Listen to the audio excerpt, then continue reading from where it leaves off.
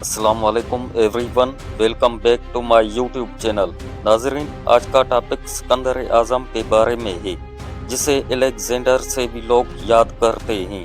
سکندر اعظم نے 323 قبل مسیح میں شمالی یونان میں مقدونیہ کی ریاست میں جنم لیا تھا۔ سکندر اعظم کو کئی لوگ ہیرو کا کریڈٹ دیتے ہیں اور کئی لوگ اسے ولن کا کریڈٹ دیتے ہیں، لیکن میں اسے ہیرو کا کریڈٹ نہیں دے سکتا، کیونکہ ظالم تو ظالم ہی ہوتا ہے، چاہے وہ مسلم ہو یا غیر مسلم۔ سکندر اعظم کے لیے کچھ روایات ہیں کہ ایک مرتبہ سکندر اعظم کا ملتان سے گزر ہو رہا تھا، اسے کسی نے تیر مارا، سکندر اعظم زخمی ہو گیا اور اپنی فوج کو حکم دیا کہ جو بھی چمکیلی آنکھ ہو اسے مارو۔ اس کی فوج نے انسانوں کے ساتھ جانوروں کو بھی نہیں چھوڑا۔ ناظرین، اب ایک نظر سکندر اعظم کی زندگی پر۔ سکندر کا والد فلپ مقدونیہ کا حکمران تھا، وہ بہت قابل انسان تھا، اس نے اپنی چھوٹی سی ریاست کو بہت مستحکم بنا لیا تھا اور جان باز سپاہیوں کی ایک ہوشیار فوج تیار کر لی تھی۔ سکندر کو سکندر اعظم کے لقب سے لوگ یاد کرتے ہیں، وہ تاریخ میں بہت مشہور ہے، مگر اس کے کارناموں کے لیے اس کے والد نے پہلے سے ہی زمین ہموار کر رکھی تھی، اور اس کی کامیابی کا یہی سب سے بڑا راز ہے۔ سکندر واقعی کوئی غیر معمولی اور جلیل قدر انسان تھا یا نہیں، یہ بات باعث طلب ہے۔ سکندر اعظم نے چھوٹی سی عمر میں 2 بر اعظموں پر اپنا سکہ جما لیا تھا، اس طرح تاریخ میں وہ پہلا فاتح عالم تصور کیا جاتا ہے۔ حقیقت میں وہ خواہ جیسا رہا، مگر تاریخ نے اس کے نام کو بہت چمکا دیا ہے۔ بہت سے شہر اس کے نام پر بسائے گئے، جن میں سے بہت سے آج تک موجود ہیں۔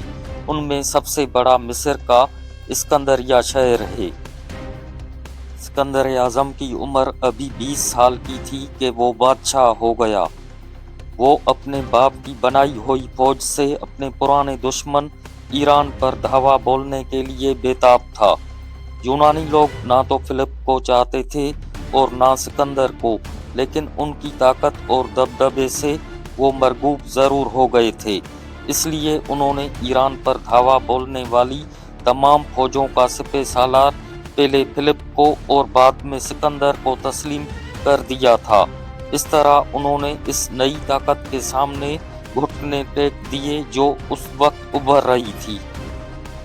کچھ روایات ہیں کہ یونانی شہر ایتھنز کے لوگوں نے سکندر اعظم کا اقتدار تسلیم نہیں کیا اور ان لوگوں نے بغاوت کر دی۔ اس پر سکندر نے اس شہر پر نہایت وحشیانہ حملے کر کے اسے خاک میں ملا دیا، اس کی عمارتیں ڈھا دی اور بہت سے باشندوں کو قتل کر دیا۔ سکندر کی زندگی میں اس طرح کے وحشیانہ، مظالم اور بربریت کی بہت سی مثالیں ملتی ہیں۔ سکندر نے مصر کو، جو اس وقت ایرانی شہنشاہ کے زیر نگین تھا، آسانی سے فتح کر لیا۔ اس سے پہلے وہ ایران کے شاہ شیارش کے ایک جانشین دارا سوئم کو شکست دے چکا تھا، لیکن اس نے ایران پر دوبارہ حملہ کیا اور دارا کو دوبارہ شکست دے دی۔ شہنشاہ دارا کے عظیم الشان محل کو اس نے انتقاماً جلا کر خاک کر دیا، کیونکہ شیارش اپنے زمانے میں ایتھنز شہر کو جلا چکا تھا۔ فردوسی نام کے ایک فارسی شاعر نے آج سے 1000 سال پہلے اس کی تخلیق کی تھی۔ اس میں دارا اور سکندر کی لڑائی کا حال بڑی خوبی سے بیان کیا گیا ہے اور لکھا ہے کہ سکندر سے ہار جانے پر دارا نے ہندوستان سے مدد مانگی تھی۔ ہوا کی طرح تیز اونٹ سوار پورس کے پاس پہنچا، جو اس وقت ہندوستان کے شمال مغرب کے علاقوں کا حکمران تھا، لیکن پورس اس کی ذرا بھی مدد نہ کر سکا۔ تھوڑے دنوں بعد اسے خود ہی سکندر کے حملے کا مقابلہ کرنا پڑا۔ کچھ دنوں بعد سکندر ایران سے آگے بڑھتا گیا اور وہ علاقہ جسے آج ایران، کابل اور سمرقند کہتے ہیں، پار کرتا ہوا وہ دریائے سندھ کے شمالی کنارے تک پہنچا۔ وہیں پر اس کی سب سے پہلے हिंदुस्तानी राजा से लड़ाई हुई। यूनानी मौरख उसका नाम अपनी ज़बान में पोरस बताते हैं। कुछ रवायात हैं कि पोरस ने बड़ी बेजिगरी से सिकंदर से मुकाबला किया। सिकंदर उसकी शुजाअत और दिलेरी से इतना मुतासर हुआ कि शिकस्त देने के बाद भी उसने पोरस को तख्त व ताज से महरूम ना किया।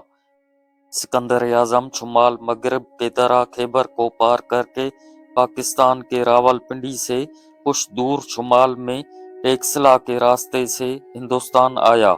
आज भी इस कदीम शहर के खंडरात मौजूद हैं। पोरस को हराने के बाद सिकंदर ने जुनूब में गंगा की तरफ बढ़ने का इरादा किया, लेकिन अपने इस इरादे को वो पूरा ना कर सका और सिंध दरिया के किनारे से वापस चला गया। कुछ रवायात हैं कि सिकंदर की फौज ने वापस लौटने का इसरार किया और सिकंदर को उस पर राजी होना पड़ा, लेकिन वापसी का ये सफ़र बहुत तकलीफ दह साबित हुआ। रस्त और पानी की कमी की वजह से फौज को बहुत नुकसान पहुंचा। रास्ते ही में सिकंदर इराक के शहर बाबुल पहुंचकर मर गया। ये वाक़या 323 कबल मसीह का है। गोया ईरानी मुहिम पर रवाना होने के बाद सिकंदर को फिर अपने वतन का मुंह देखना नसीब ना हो सका। सिकंदर 33 साल की कम उम्र में मर गया।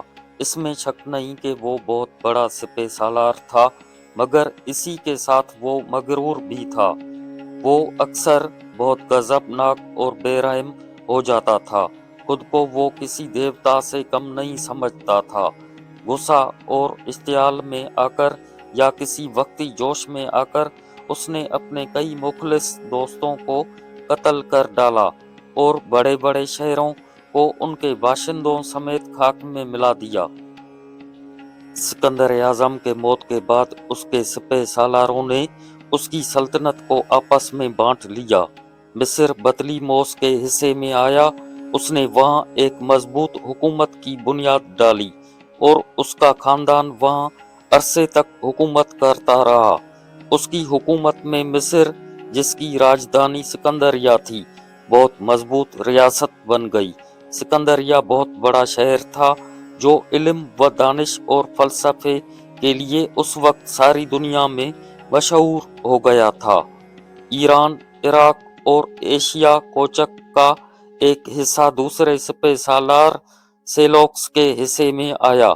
हिंदुस्तान का शुमाली मगरबी हिस्सा भी जिसे सिकंदर ने फतेह किया था उसी को मिला, लेकिन वो हिंदुस्तान के इलाके में अपना इक़्तिदार कायम ना रख सका और सिकंदर की मौत के बाद यूनानी फौज यहाँ से भगा दी गई।